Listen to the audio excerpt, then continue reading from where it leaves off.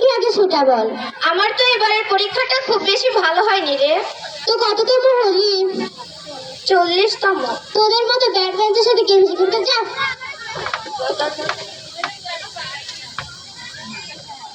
মা, আমি স্কুল থেকে আসছি।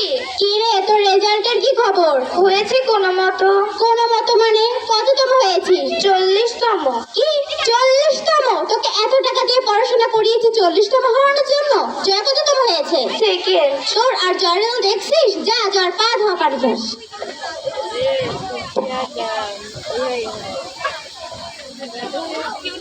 মা মা, আজকে আমার স্কুলে রেজাল্ট দিয়েছে। তোর কথা বাদ দে, পাশের বাড়ির মেয়ে কি করেছে আগে তাই বল। ও তো 40তম হয়েছে। কি 40তম? তাহলে তো সেই মজার মাকে গিয়ে খুব করে কথা শুনিয়ে আস। আচ্ছা ঠিক আছে। পাশের বাসার আন্টি যখন কথা শোনাতে যায়। ভাবি আসবো?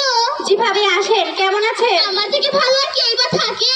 কি বলবো ভাবি, স্কুলেও তো রোজ যায়, বাসায়ও টিচার দিয়েছি, তারপরেও এরকম। স্কুলে দিলে কি হয় ভাবি? কোচিং করতে হয়, কোচিং। আমি বাবা আমার মেয়েকে 7-8 জায়গায় কোচিং দিয়ে দিয়েছে, আপনিও দেন, বুঝছেন ভাবি? জি ভাবি, ওর বাবাকে তো বলি, ও কি আর আমার কথা শোনে? ভালো করে বোঝেন, বুঝছেন ভাবি? জি ভাবি, ওকে তো বলি, ও কি আর আমাদের কথা শোনে? ছোটবেলা থেকে চাপ দিতে হয়। আমি বাবা আমার মেয়েকে সব সময় বলি ডাক্তার ইঞ্জিনিয়ারই হতে হবে, ওগুলো ছাড়া অন্য কোনো কিছু দাম আছে নাকি? জি ভাবি, ওর বাবাকে ওকে তো বলি, ওর নাকি ডাক্তার ইঞ্জিনিয়ার হতে ভালোই লাগে না। ডাক্তার ইঞ্জিনিয়ার হবে না তো কি হবে? ডাক্তার ইঞ্জিনিয়ারই তো সব, ওগুলো ছাড়া অন্য কোনো কিছু দাম আছে নাকি? জি ভাবি, ওকে বেশি করে চাপ দিতে হবে, ওর বাবা আসুক বলবো। জি ভাবি, তাহলে এখন আমি যাই, আমার বাবা অনেক কাজ, সবাইকে কল দিয়ে দিয়ে রেজাল্ট শুনতে হবে না? আবার বাড়ি বাড়ি গিয়েও তো বলে আসতে হবে আমার মেয়ে কত ভালো রেজাল্ট করেছে। জি ভাবি, আপনি তাহলে এখন যান, আপনার মেয়ে তো অনেক ভালো। জি ভাবি, তাহলে আমি এখন যাই। বাবা বাসায় আসার পরে। অফিসে এত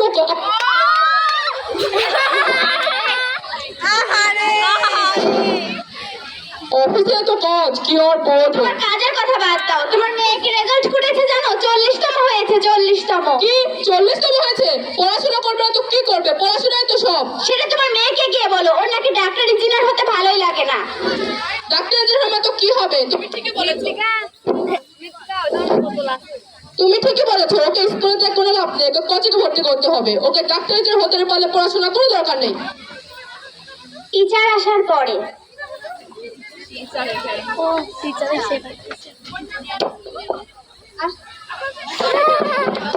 আসতে পারি? জি ম্যাম আসুন। তুলি, তোর ম্যাম এসেছে। ম্যাম, তুলির পড়াশোনার কি অবস্থা? এভাবে চললে কি আর ডাক্তার ইঞ্জিনিয়ার হওয়া যায়? আমি তো ওকে বোঝাই, ও তো কিছু বুঝতেই চায় না, নাকি ডাক্তার ইঞ্জিনিয়ার হতে ভালোই লাগে না। ভালো লাগে না মানে? ওকে ডাক্তার ইঞ্জিনিয়ারই হতে হবে। কি রে তুলি, তাড়াতাড়ি আয়। আমি ওকে বোঝাবো। কি তুলি, কি হয়েছে? ডাক্তার ইঞ্জিনিয়ার হতে হলে কি এভাবে পড়াশোনা করতে হয়? ম্যাম, আমি ডাক্তার ইঞ্জিনিয়ার হতে চাই না। ডাক্তার ইঞ্জিনিয়ার হবে না তো কি হবে? ডাক্তার ইঞ্জিনিয়ারই তো সব। ম্যাম, পৃথিবীতে কি ডাক্তার ইঞ্জিনিয়ার ছাড়া অন্য কোনো পেশা নেই? তুমি চুপ করবে, নয়তো তোমার মাকে গিয়ে কিন্তু ডাকবো। ম্যাম, আমার কথা একবার শুনুন। তোমার পাগলামি বাদ দিয়ে তুমি বই খাতা নিয়ে এসে পড়তে বসো তাড়াতাড়ি। একটা কথা শুনুন অন্তত। আচ্ছা বলো। ম্যাম, আমাদের উপর যে এত চাপ দেওয়া হয়, এত জায়গায় পড়তে পাঠানো হয়, এতে করে কি আমাদের খুব লাভ হয়? হ্যাঁ, হতে পারে জায়গায় জায়গায় পড়ার ফলে আমরা ভালো ছাত্রী হতে পারি, পরীক্ষার প্রশ্ন কমন পেতে পারি, কিন্তু আমরা কি আমাদের সৃজনশীলতা কাজে লাগাতে পারি? প্রত্যেক শিশুরই নিয়ম শৃঙ্খলা শেখা দরকার, যা আমরা স্কুলের মাধ্যমেই পেয়ে থাকি।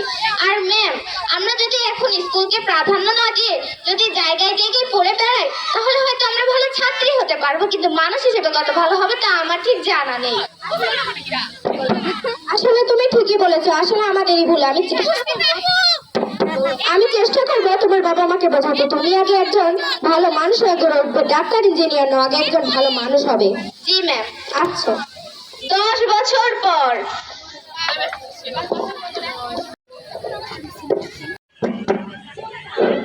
বলছি মা শোন, আজকে তোর কলেজে যাওয়ার দরকার নেই, তোর বাবা খুব অসুস্থ। আমার বাবার চেয়ে কোচিং বেশি ইম্পর্টেন্ট। তুমি এখান থেকে যাও তো। আজকে 3টার মতো তুই থাক। আজকে আমার একটা ইম্পর্টেন্ট ক্লাস আছে, তুমি এখান থেকে যাও।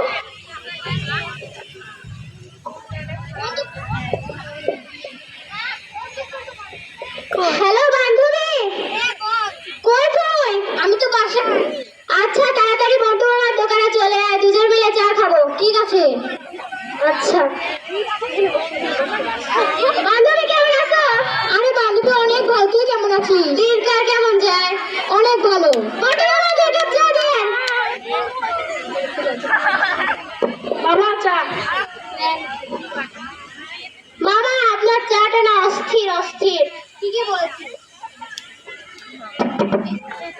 মামা কয়েকদিন ধরে কোনো ধান্দা নেই বুঝছিস, কেমন জানি লাগতেছে। ঠিক বলছিস, একটা মুরগি পেলে খুব ভালো হতো। হ্যাঁ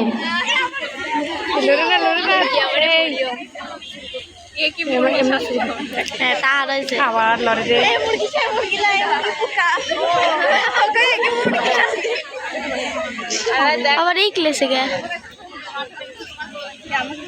এই ছোট এদিকে আসো। বলেন কোন ইয়ারে পড়ো? সেকেন্ড ইয়ারে। নাম কি? মরিয়ম। ও আচ্ছা, যা আছে সব দে। আমি বলেছি যা আছে সব দে। আমার কাছে কিছু নেই। যা আছে সব দে। আমার কাছে কিছু নেই। আরে বান্ধবী দেখ, ওর মালায় সোনার মালা। ওর মালাই সোনার গলা। তোমার গলার মালাটা তো অনেক সুন্দর। হ্যাঁ আচ্ছা ঠিক আছে, তোমার কাছে তো কিছু নেই, তাহলে আমরা এটা নিয়ে যাই। হ্যাঁ ও নিয়ে গেলে কিছু বললো না।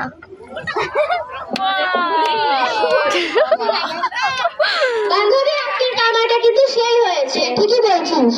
আচ্ছা চল গরুর কাছে যাই। গরু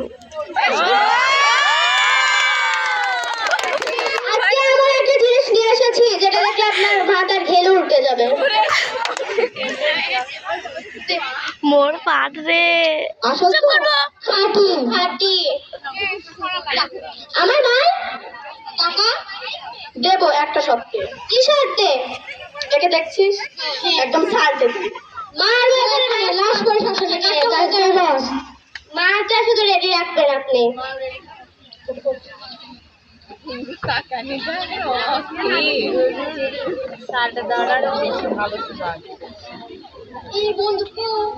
এই বন্দুক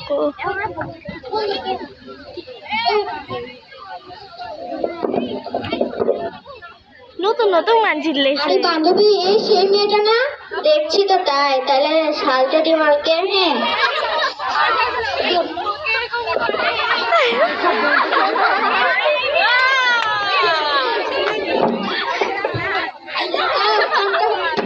বস, মালকে তো নিয়ে এসেছি, আপনি আমার মালটা দেন।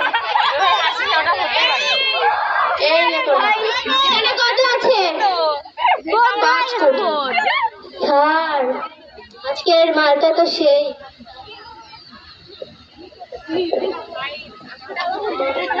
বান্ধবী, এটা আমার কাছে থাক।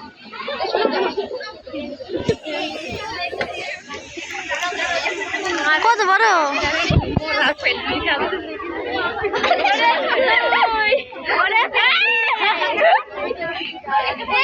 এটা না দিবি কখন?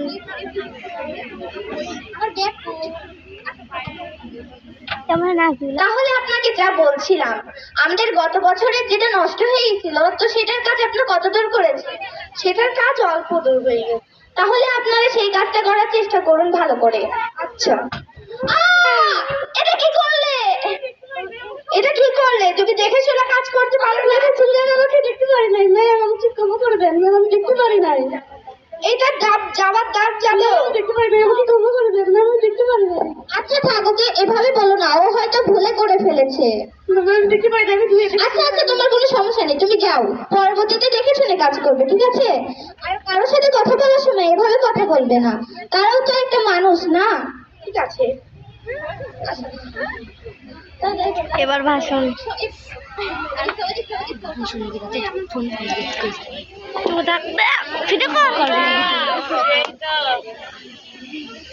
শুধু ভালো পেশায় নিযুক্ত হলেই ভালো মানুষ হওয়া যায় না। প্রত্যেক শিশুরই নিজ কিছু বৈশিষ্ট্য থাকে, তাই অভিভাবকের উচিত তাদের ভালো মানুষ হওয়ার অনুপ্রেরণা দেওয়া। এতে করে ভবিষ্যতে তারা ভালো মানুষ হতে পারবে। আর সবার মেধা এক নয়, তাই অভিভাবকের উচিত তাদের কারোর সাথে কারো তুলনা না করা। এই ছিল আমাদের পরিবেশনা। সকলকে ধন্যবাদ।